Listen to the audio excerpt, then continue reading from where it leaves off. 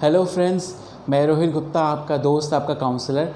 आज इस वीडियो में मैं आपको बताने वाला हूं कि CFA क्या होता है, CFA कौन कौन दे सकता है, CFA को ज्वाइन करने के लिए क्या एलिजिबिलिटी क्वालिफ़िकेशन चाहिए आपको, CFA करने के लिए कितनी फ़ीस लगती है, CFA करने के बाद आपकी सैलरी कितनी होती है, CFA में कितने लेवल्स आपको क्वालिफ़ाई करने पड़ते हैं, उनके परसेंटेज मार्क्स क्या होते हैं, एंट्री कैसे कर सकते हैं CFA में, वो सारी चीज़ें मैं आज आपको इस वीडियो में बताने वाला हूँ। आपके जितने भी डाउट्स होंगे CFA से रिलेटेड, मैं आज आपके सारे डाउट्स क्लियर करूँगा। बट एक रिक्वेस्ट है, इस वीडियो को बीच में छोड़ के मत जाइएगा। Watch this video till the end, ताकि आपके सारे डाउट CFA से रिलेटेड क्लियर हो जाएं।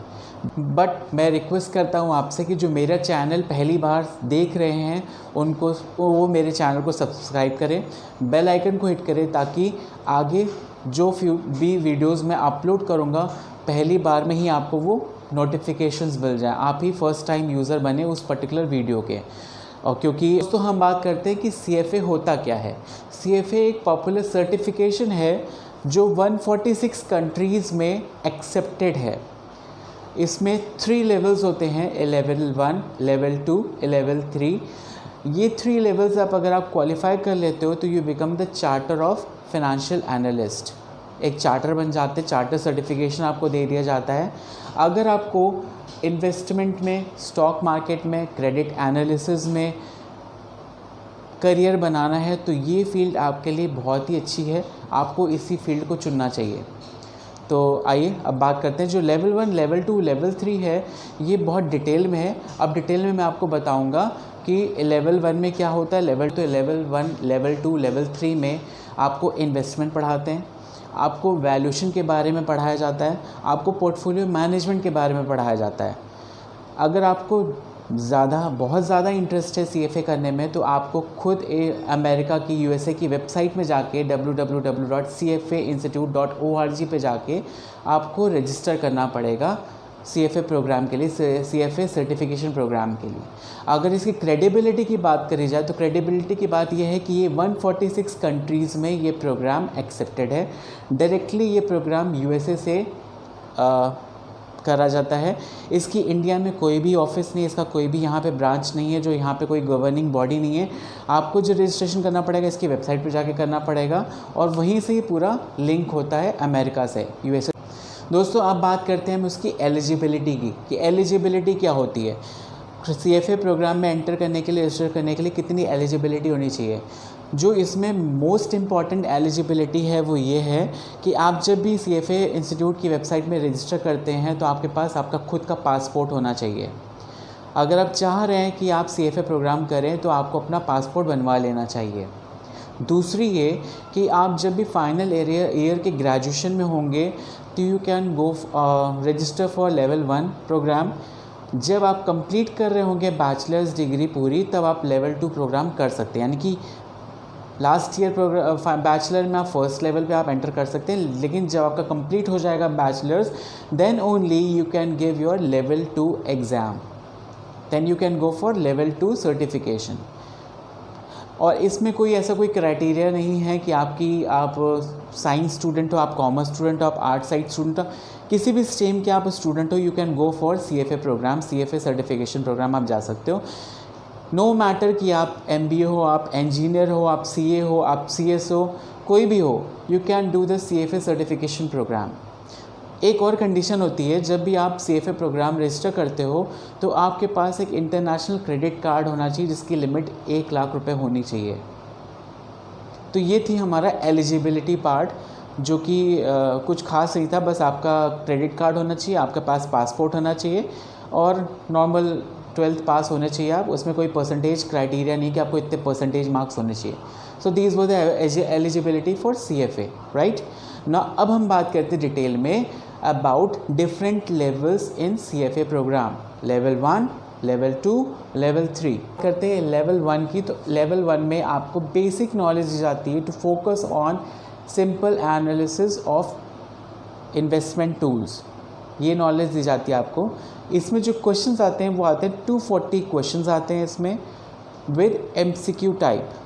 MCQ टाइप के क्वेश्चंस होंगे विदाउट नेगेटिव मार्किंग, मतलब यहाँ पे नेगेटिव मार्किंग नहीं होती 240 क्वेश्चंस में। ये था हमारा लेवल 1। ना लेवल 2 में आता है आपके पास, आपको उसमें नॉलेज दी जाती है related to valuation of all types of assets, simple analysis, valuation of all types of assets दी जाती है। इसमें लेवल 2 में 140 क्वेश्चंस आते हैं, जिसमें कि हाफ होते हैं केस स्टडीज़ से रिलेटेड और हाफ होते हैं MCQ टाइप। अब इस पर्टिकुलर लेवल 2 में भी नेगेटिव मार्किंग नहीं होती। Now coming on to level 3, level 3 में आपको wealth management and portfolio management की प्लानिंग की नॉलेज दी जाती है। यहाँ पे भी नेगेटिव मार्किंग नहीं होती। अगर आप तीनों लेवल्स, लेवल 1, लेवल 2, लेवल 3, ये तीनों आप क्वालिफाई कर लेते हो तो आपको एक चार्टर दिया जाता है, that you become the chartered financial analyst. आपके पास प्रॉपर नॉलेज है, that's why you are given a charter. अब आते हैं हम फ़ीस की बात करते हैं इसमें कि फ़ीस कितनी लगती है। Now coming on to the fees, fees की अगर हम बात करें तो फ़ीस मैं ऐसे आपको नहीं बता सकता, but you can go and check the website www.cfainstitute.org। बस मैं आपसे ये रिक्वेस्ट कर सकता हूँ कि अगर आप करना चाहते हैं CFA तो आपको अर्ली रजिस्ट्रेशन कराना पड़ेगा, तो उसमें बेनिफिट मिलेगा, आपको फ़ीस उसमें कम लगेगी। अगर आप बाद में कराते हैं, स्टैंडर्ड रजिस्ट्रेशन कराते हैं, तो वहाँ पे आपकी फ़ीस थोड़ी सी बढ़ जाती है, लेकिन अगर आप अर्ली कराते हैं तो वहाँ पे आपको फ़ीस कम लगती है। तो रिक्वेस्ट करता हूँ कि आप अर्ली रजिस्ट्रेशन ही कराएं ताकि आपकी फ़ीस कम लगे वहाँ पे। तो ये हो गई फ़ीस की बात। अब आते हैं कि आप CFA कंप्लीट करने के बाद क्या क्या कर सकते हैं या CFA में क्या स्कोप है। देखिए, CFA अगर आपने किया है तो आपके पास स्टॉक मार्केट की पूरी नॉलेज होगी, आपके पास वैल्यूएशन की हो गई, आपके पोर्टफोलियो मैनेजमेंट की हो गई। तो आपकी जो जॉब स्कोप है वो हो गया, आपके पोर्टफोलियो मैनेजमेंट पे जा सकते हैं, आप बिज़नेस एनालिसिस कर सकते हैं, आप क्रेडिट एनालिसिस पे जा सकते हैं, आप इन्वेस्टमेंट बैंकिंग कर सकते हैं, आप वैल्यूएशन में भी जा सकते हैं। तो ये थे, और भी बहुत सारे स्कोप हैं। इनके अलावा आप जॉब इंडिया में भी कर सकते हैं, आप आउटसाइड इंडिया भी कर सकते हैं, क्योंकि 146 कंट्रीज़ में CFA एक्सेप्टेड है। अब एक बहुत इम्पॉर्टेंट इन्फॉर्मेशन कि अगर आपने CFA कंप्लीट कर लिया है तो आपको तुरंत इमीडिएटली यूसीसी चार्टर नहीं मिल जाएगा, सर्टिफिकेशन नहीं मिल जाएगा। You have to show around 4 years of work experience in the related field. आपके पास 4 साल का वर्क एक्सपीरियंस होना चाहिए, तब जाके आप अगर उस एक्सपीरियंस को दिखाते हो तब जाके आपको चार्टर मिलता है finally, that you become a CFA। सो दोस्तों, ये था जो आज का वीडियो था जिसमें मैंने आपको एक्सप्लेन किया कि CFA क्या होता है, उसकी एलिजिबिलिटी कितनी होती है, उसमें कितने लेवल्स होते हैं, उसके करियर प्रॉस्पेक्ट्स कितने होते हैं। फ़ीस मैंने बताया कि आप you can refer to the website of the CFA institute. तो अगर आपको ये वीडियो अच्छा लगा हो तो अपने फीडबैक दीजिएगा मुझे कमेंट सेक्शन पे जाके, क्योंकि मुझे भी पता चले कि मैं कैसे आपको प्रॉपर इन्फॉर्मेशन दे पा रहा हूँ, नहीं दे पा रहा हूँ। या अगर आप चाहते हैं कि कोई पर्टिकुलर करियर से रिलेटेड, कोई सब्जेक्ट से रिलेटेड मैं वीडियो बनाऊँ, तो just comment in my comment section. Subscribe करिए, आपके जो फ्रेंड्स हैं जो करना चाहते हैं CFA, उनको प्रॉपर शेयर करिए वीडियो, उनको प्रॉपर नॉलेज दीजिए, प्रोवाइड करिए।